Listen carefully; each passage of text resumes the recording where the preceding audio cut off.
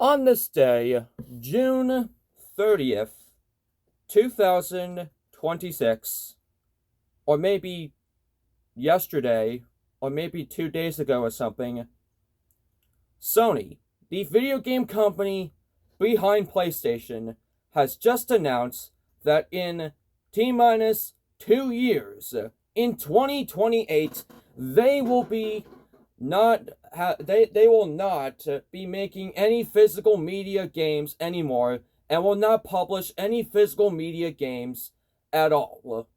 Meaning that from on that point, PlayStation will be digital only. This is the worst idea I have seen in a while. I have seen corporations do some of the wackiest stuff, some of the weirdest stuff, and some of the most stupid stuff that just leaves me either dumbfounded, confused, or not want to use the product ever again. Physical media should always be an option for how you want to play your games. Physical media should always be an option. And for one reason, if your internet service goes down on your console. So let's say that I have the PlayStation console that is probably gonna come out in like 2 years, maybe a few years or so. All right, let's say I have the PlayStation console in my hand.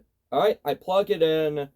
I buy a few games from the service, like the internet PlayStation store, because that's the only way. All right.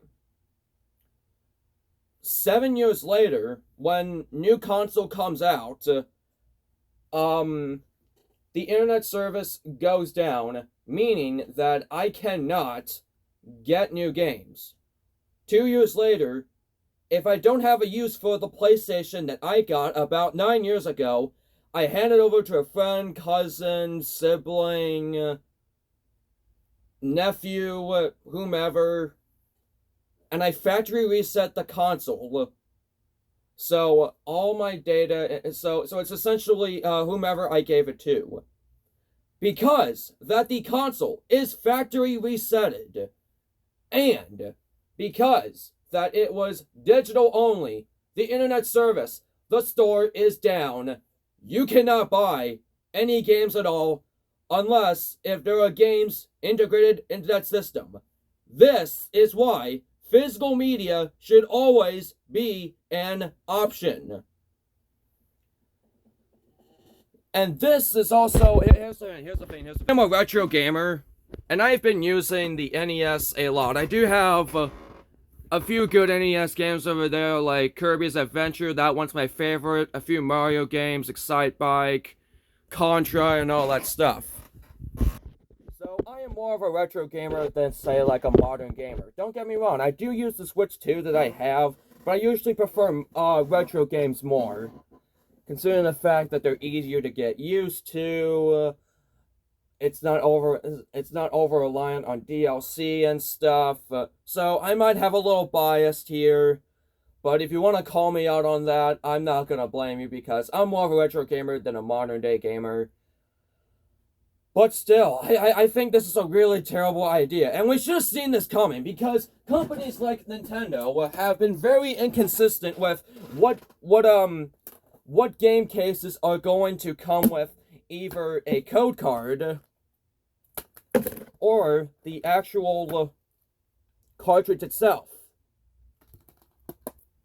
So we should have seen this coming. However, I don't think people are able to grasp how bad of an idea this is. You could say AI this, you can say picking one side or another that, but this could possibly kill the gaming industry. I know I might be overreacting, but go back to 5 years later and I'll probably be correct. This is gonna kill the gaming industry. This is gonna make people flock over to game stores, retro gaming stores, your local GameStop, and tried to grab as much older game consoles such as the NES, the GameCube, PlayStation 2 even, Wii, that's the best console ever made, and get back to retro gaming stuff, where gaming was actually a lot more simple. Look, where gaming you can just, in order to fix your game, you just have to blow your cartridge. So yeah, gaming is probably gonna get killed. It has been a good run for us gamers. We've had some great memories, maybe some bad memories depending on what scenario you got yourself into. And it has been a fun run, boys.